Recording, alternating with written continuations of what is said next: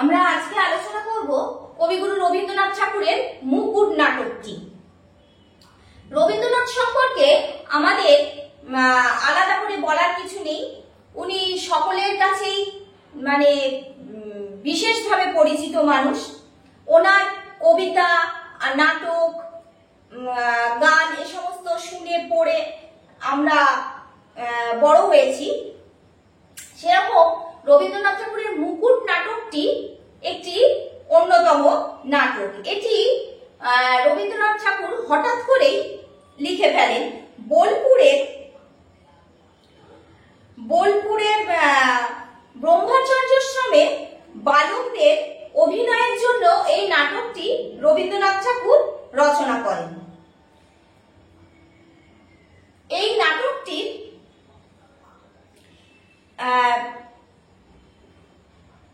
তিনটি অঙ্ক আছে। নাটকটিতে তিনটি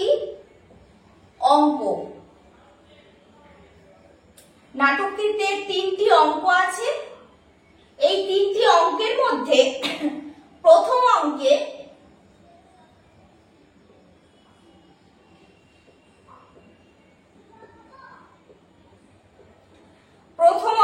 তিনটি দৃশ্য আছে,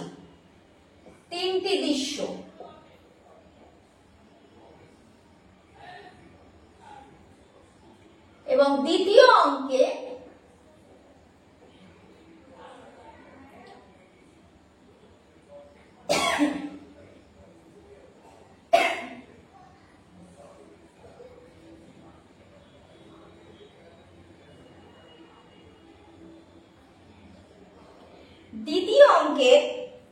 ছটি দৃশ্য আছে।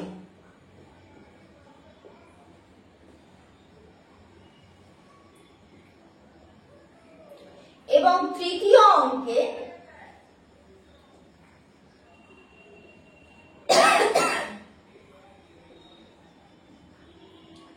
তিনটি দৃশ্য আছে।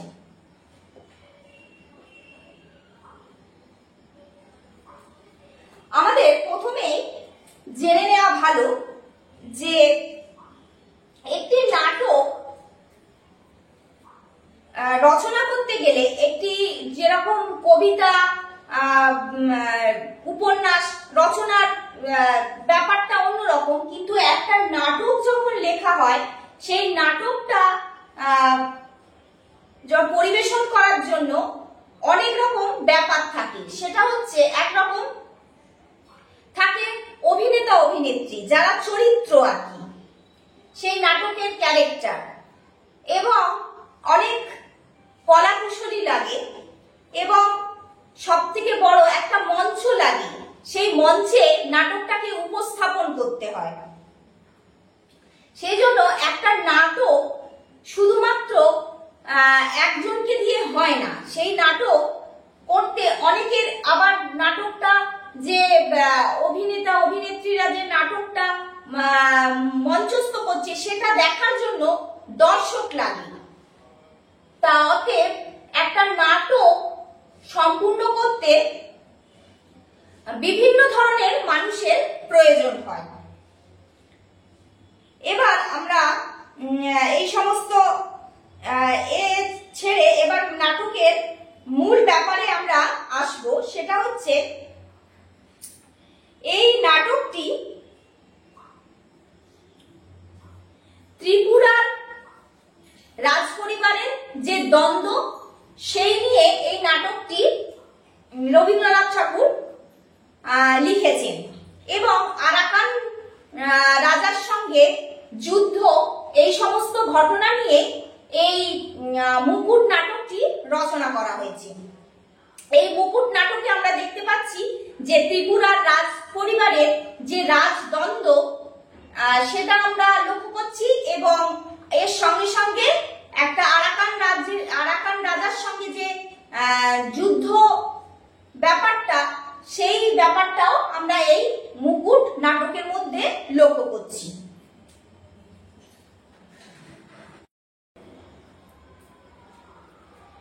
এবার আমরা এই নাটকে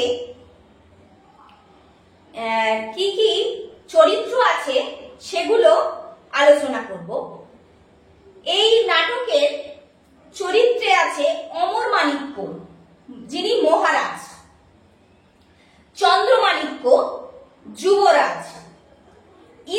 রাজকুমার মধ্যম রাজকুমার, রাজধর কনিষ্ঠ রাজকুমার, ধুরন্ধর ওই মামাতো ভাই, ধুরন্ধর হচ্ছে ওদের মামাতো ভাই, ইশাখা সেনাপতি।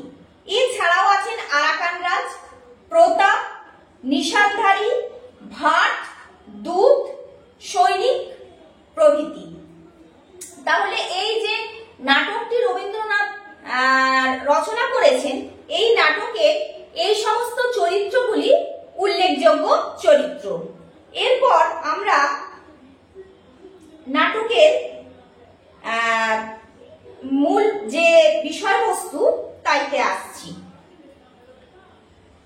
ত্রিপুরার সেনাপতি ইশাখার পক্ষ। ত্রিপুরার কনিষ্ঠ রাজকুমার রাজধর ও ইশাখা। ইশাখা অস্ত্র পরিষ্কার করতে নিযুক্ত। বলছে যে প্রথম নাটকের যে প্রথম দৃশ্য, সেই দৃশ্যে আমরা দেখছি যে প্রথম অঙ্কের প্রথম দৃশ্যে যে ত্রিপুরার যিনি সেনাপতি ইশাখা, তার পক্ষ আমরা দেখতে পাচ্ছি, এবং ত্রিপুরার কনিষ্ঠ যে রাজকুমার রাজধর ও ইশাখা মানে ওই একই কক্ষে আছেন, মানে রাজধর আর কি ইশাখার কক্ষে সেই সময় উপস্থিত।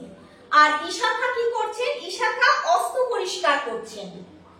এবার রাজধর আর ইশাখার মধ্যে কথাবার্তা চলছে। রাজধর বলছে, রাজধর, দেখো সেনাপতি, আমি বারবার বলেছি তুমি আমার নাম ধরে ডেকো না। ইশাখা, তবে কি ধরে ডাকবো, চুল ধরে না কান ধরে? রাজধর, আমি বলে রাখছি, আমার সম্মান যদি তুমি রাখো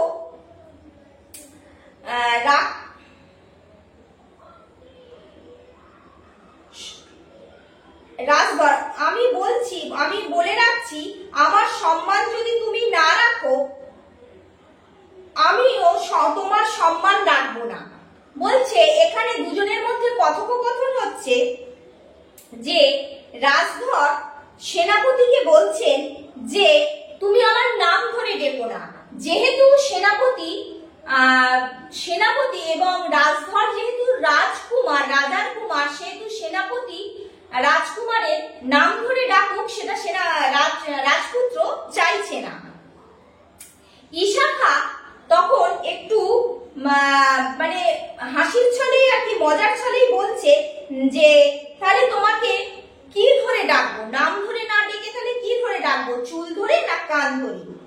এবার তখন বলছে রাজপুত্র, যদি তুমি আমার সম্মান না রাখতে পারো তাহলে আমিও তোমার সম্মান রাখতে পারবো না। ইশাখা, আমার সম্মান যদি তোমার হাতে থাকবার ভার থাকতো তবে কানা করার দরে তাকে হাটে বিকিয়ে আসতুম। নিজের সম্মান আমি নিজেই রাখতে পারবো। রাজধর, তাই যদি রাখতে চাও তাহলে ভবিষ্যতে আমার নাম ধরে ডেকো না। ইশাখা, বটে? রাজধর, হ্যাঁ। ইশাখা, হা হা হা, রাজাধিরাজকে কি বলে ডাকতে হবে? হুজুর, জানাব, জাহাপানা? রাজধর, আমি তোমার ছাত্র বটে, কিন্তু আমি রাজকুমার, সে কথা তুমি ভুলে যাও।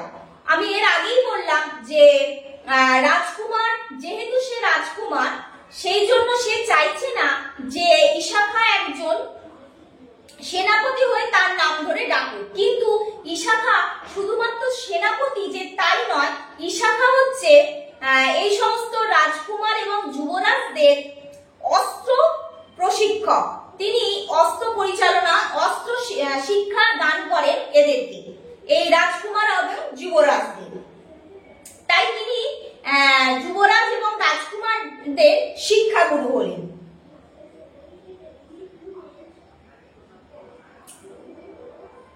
রাজধর, ইশাখা, সহজে ভুলিনি, তুমি যে রাজকুমার সে কথা মনে রাখা শক্ত করে তুলেছ। রাজধর, তুমি যে আমার ওস্তাদ সে কথাও মনে রাখতে দিলে না। উনিও যে ও ছাত্র সেটাও মনে রাখতে দিচ্ছে না, বা রাজকুমার সেটাও মনে রাখতে দিচ্ছে না। আবার রাজধর বলছে তুমি যে ওস্তাদ সে কথাও মনে রাখতে দিচ্ছ না। তারপরে ইশাখা, বস চুপ, দ্বিতীয় রাজকুমার ইন্দ্রকুমারের প্রবেশ। এই যে কথোপকথন দুজনের হচ্ছে ইশাখা এবং রাজকুমার মানে কনিষ্ঠ রাজকুমারের মধ্যে, সেই সময় দ্বিতীয় রাজকুমার ইন্দ্রকুমার সেইখানে প্রবেশ করছে।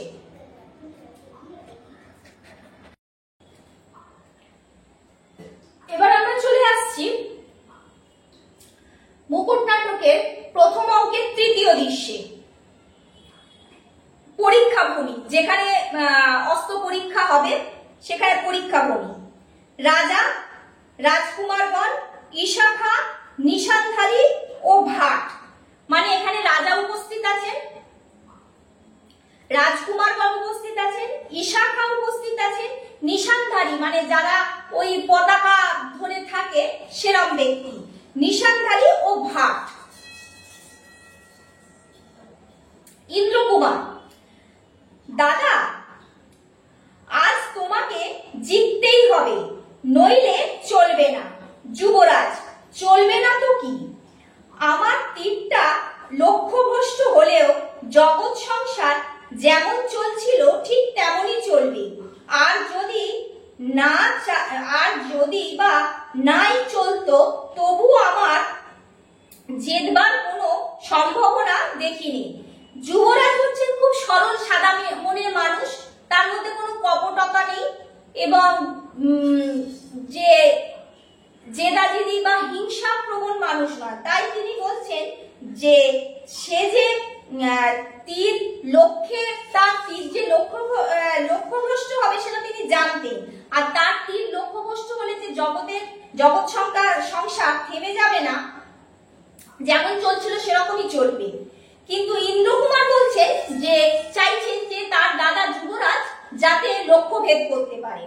ইন্দ্রকুমার, দাদা তুমি যদি হারো তবে আমি ইচ্ছাপূর্বক লক্ষ্যভ্রষ্ট হব।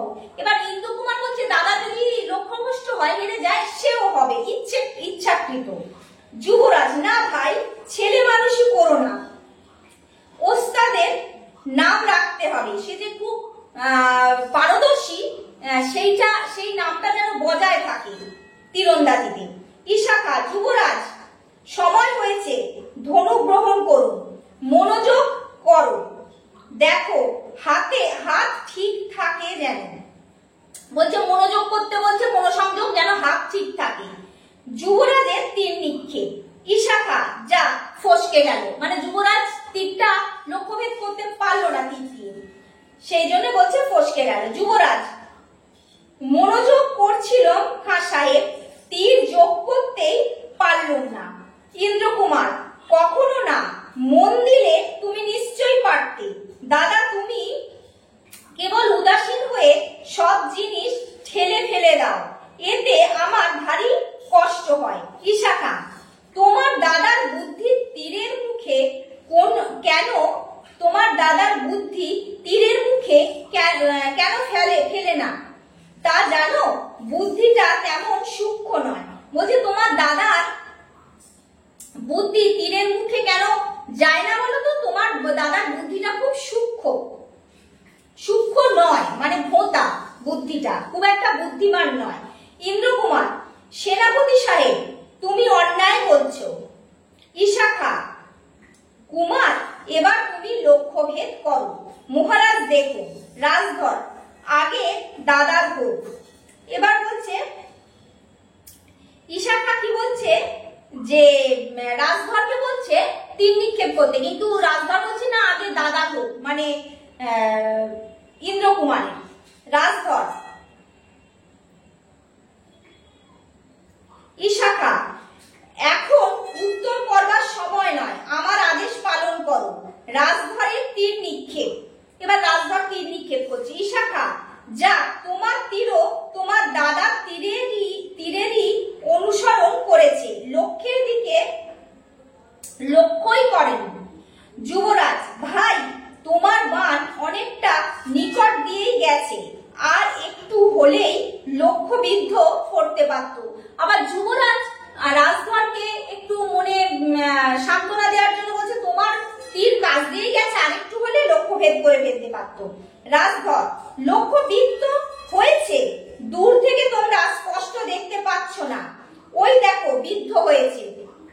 যুবরাজ, না রাজধর, তোমার দৃষ্টিভ্রম হয়েছে, লক্ষ্যবিদ্ধ হয়নি।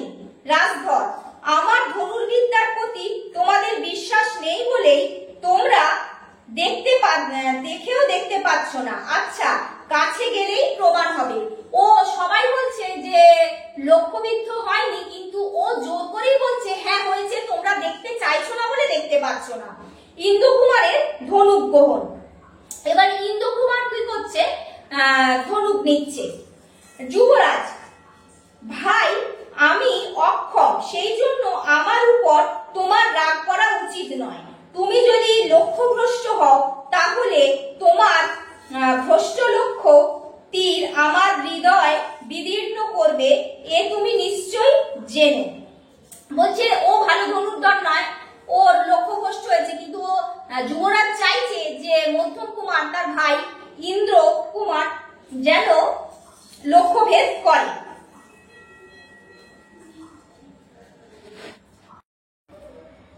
সেই জন্য ইশাখা বলছেন যে মহারাজকে যেরকম সম্মান করেছি রাজকুমারদের তা অপেক্ষা কম করিনি।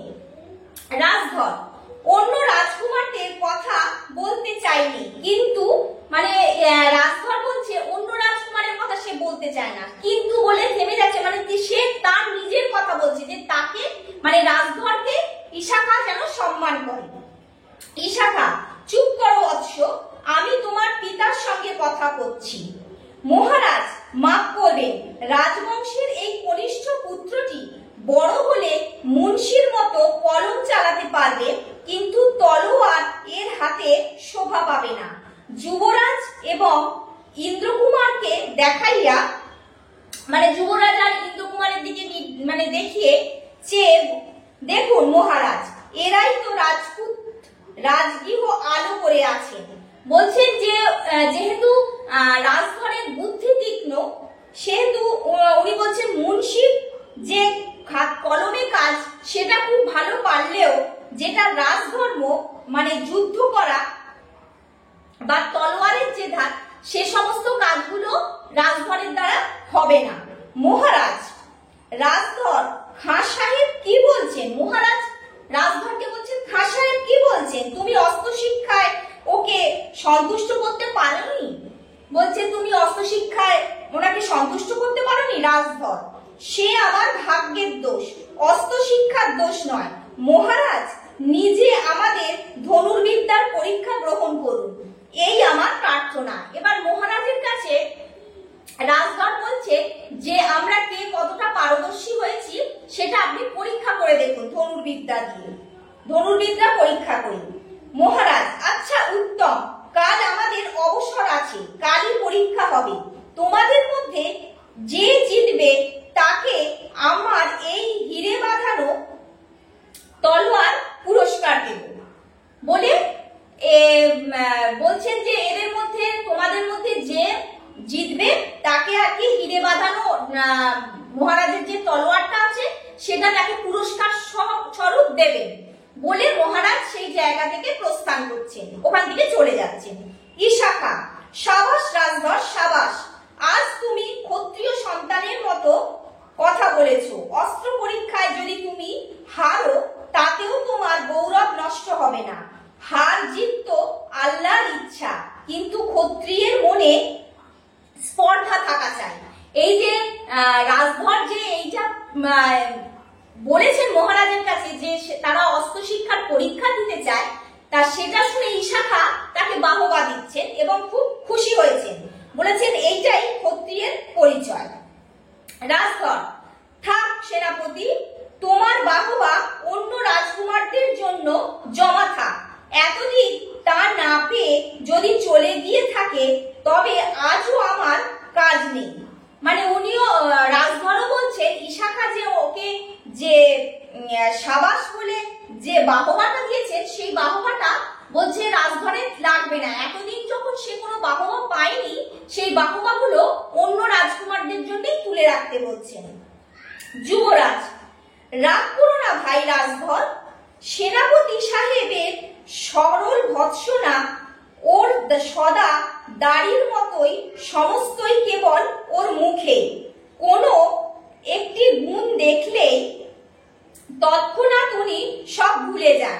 অস্ত্র পরীক্ষায় যদি তোমার জিত হয় তাহলে দেখবে খাঁ সাহেব তোমাকে যেমন